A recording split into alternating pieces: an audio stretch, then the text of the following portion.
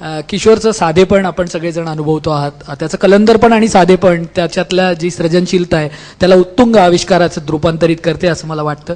एक दिवस मी सहज सांगतो हा किस्सा त्याच्या परवानगीने, की एक दिवस त्यांनी मला मुंबईला बोलवलं आणि सांगितलं की अमक्या तमक्या ठिकाणी काही चांगली चित्रप्रदर्शनं लागली आहे, तुम्ही दोघं या.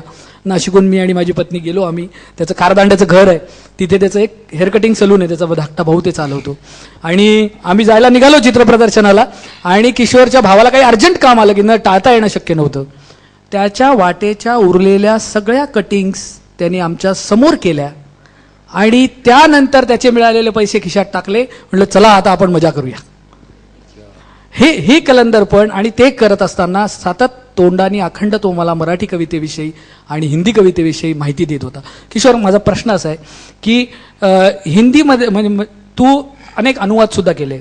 माझ्या दिवाळी अंकामध्ये तू व्हॅन गॉगच्या कविता असा अनुवाद केलेला आहेस, जो 6-7 कवितांच्या की ज्या कविता अजरामर आहेत. किंवा तू गुलजारजींबरोबरचा अनुभव आहे तुझा की गुलजारजींच्या कविता तू अनुवादित केल्या किंवा त्यांनी तुझ्या केल्या, जे काय आहे. तर ह्या सगळा अनुभव कसा होता, तो कवितेचा अनुभव तू आम्हाला सांग.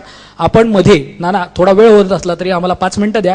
गारवाचे दिवस त्याच्याकडनं नंतर आपण शेवटी ऐकणार आहोत. ते ऐकू. आणि कुसुमाग्रजांच्या कवितांचा जो काही भाषांतर गुलजारांनी केलं त्या संदर्भातले अनुभवही अमेरिकेत केलेला कार्यक्रम. येस, म्हणजे आता हे सगळे आहेत म्हणून म्हणजे बोलण्यासारखं तसं खूप सिरियस आहे, परंतु तुम्ही मगाशी शरद जोशींबद्दल बोललात ना, तर दुबेजींनी हिंदीची प्रॅक्टिस आमच्याकडनं वेगवेगळ्या कविता आणि वेगवेगळे उतारे पाठ करून घेतली. त्याच्यापैकी एक उतारा मला तुम्हाला मुद्दाम म्हणून दाखवा असं वाटतो.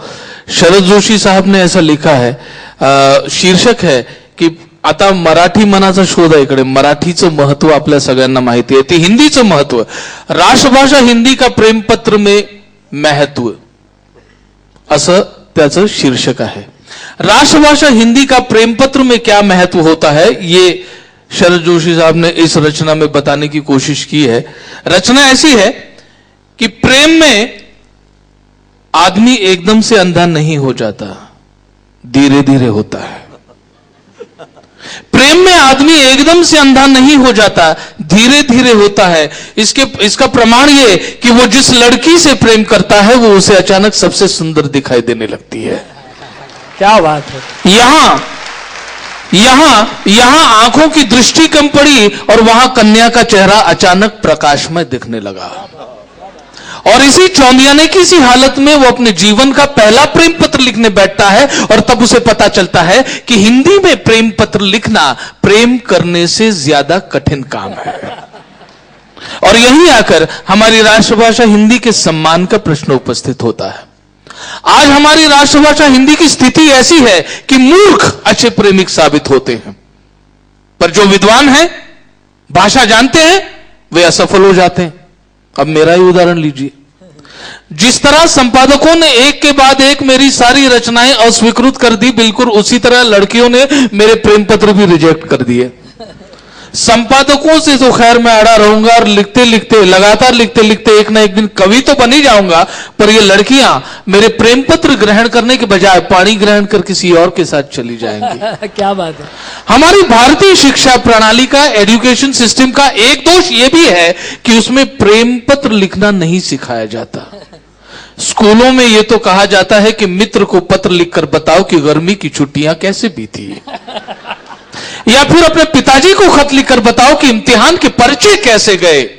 पर कोई भी शिक्षक ये नहीं पूछता कि अपनी प्रेमिका को खत लिखकर बताओ कि जब तुझे पहली बार देखा था तब मन को कैसा लगा, या तेरे जाने के बाद सनम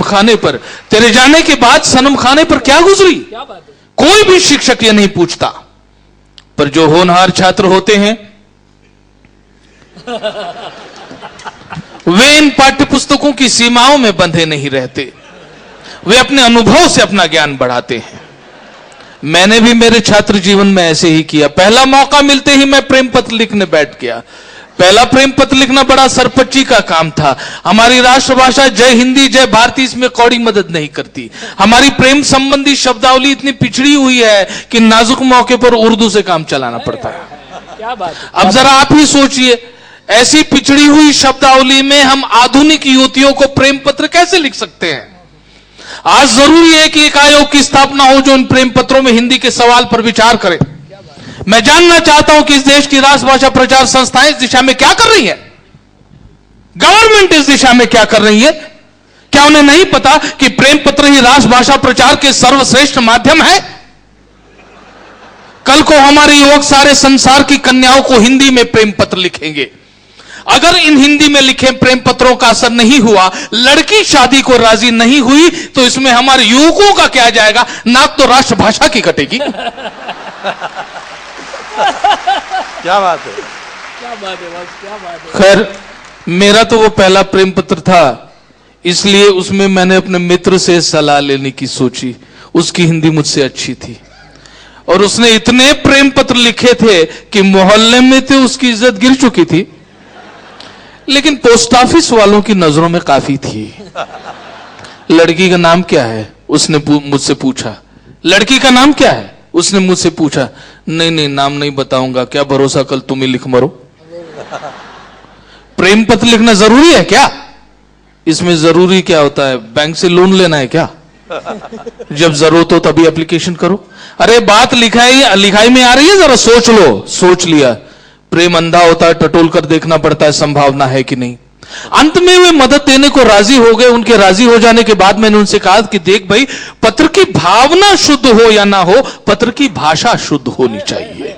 क्या बात, क्योंकि एक कवि के नाते साला अपना एक इमेज है, बिगड़ना नहीं चाहिए। वो लड़की भी क्या चीज थी, बंजर जमीन पर खिले गुलाब के फूल की तरह।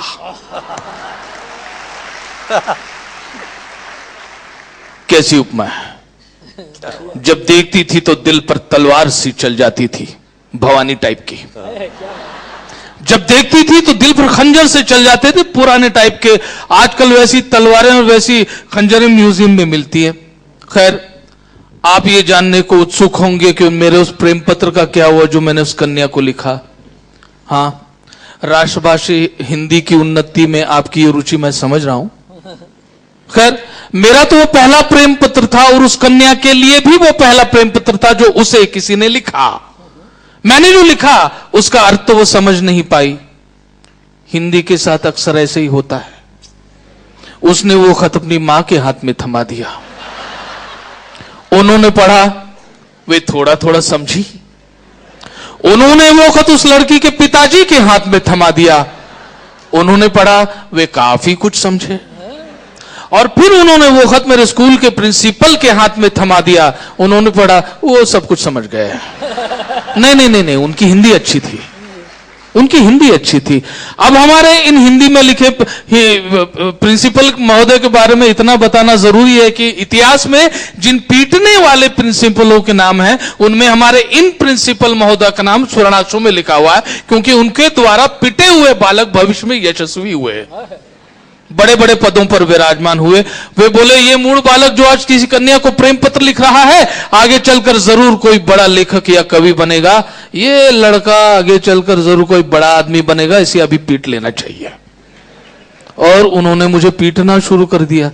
जब मैं उनके द्वारा पिट रहा था तो मुझे काफी गहराई से एहसास हुआ कि हमारी राष्ट्रभाषा हिंदी कितनी पिछड़ी हुई है, कितनी पिट रही है। एक बात तो मेरी समझ में नहीं आई कि मैं आगे चलकर किसे प्राथमिकता दूं, प्रेम पत्र लिखूं या फिर राष्ट्रभाषा हिंदी की सेवा करूं। वो लड़की जिसे मैंने प्रेम पत्र लिखा, पता नहीं आज कहां है। उसने किसी अच्छी हिंदी ना जानने वाले से शादी कर ली। उसकी तकदीर जोरदार थी, अपनी कलम जोरदार है। वे सभी लड़कियां जिन्हें मैंने प्रेम पत्र लिखे, किसी और के साथ शादी करके चली गईं। अब तो सिर्फ जोरदार कलम बाकी हैं दोस्तों, जो आपकी सेवा में समर्पित किए हूं। एक बात तो आप मानेंगे, आपको माननी ही पड़ेगी कि ज्यादा प्रेम पत्र लिखने के चक्कर में मेरा स्तर भले कितना ही गिर गया हो, लेकिन मेरी राष्ट्रभाषा का स्तर मैंने कभी गिरने नहीं दिया। क्या किशोर, शरद जोशींच्या कुटुंबापैकी कुणी ऐकली का रचना? तू जे कारण मी ते दोन्ही ऐकले, ते अत्यंत सरळ सरळ एका पट्टीत, आणि आज ज्या पद्धतीने पॉज घेत तू प्रेझेंट केलं, हे त्यांच्या फॅमिलीतलं कुणी ऐकलं? ऐका, काय झालं की दुबेजी म्हणायचे, ये तुम बहुत अच्छा पढ़ते हो, तर असं करत करत मी शरद जोशींचं अख्खं पुस्तकच पाठ झालं होतं माझं.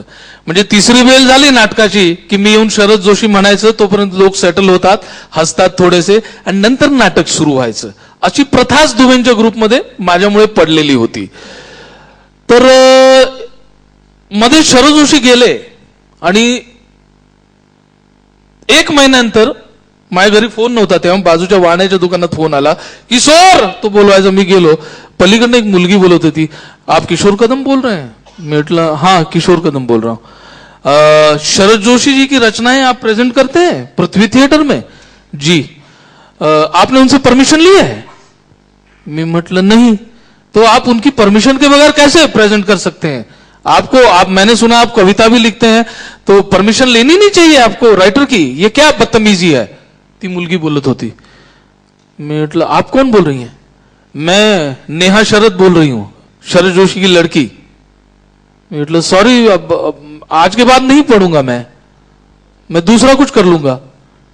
तर ती म्हणाल ठीक आहे, आपको आके मिलिए जरा. म्हणून तिने त्या भवन्स कॉलेजमध्ये बोलवलं मला. तिकडे शरद जोशींच्या पुण्यतिथीचा काहीतरी कार्यक्रम होता 1 महिन्यानंतर त्यांच्या. तर तिकडे मोठे मोठे सगळे असे दिग्गज शरद जोशींचे वाटणारे त्यांचे मित्र कवी बसलेले होते. आणि एक कवी गळाला म्हणून त्यांनी म्हणाले आप पढिये.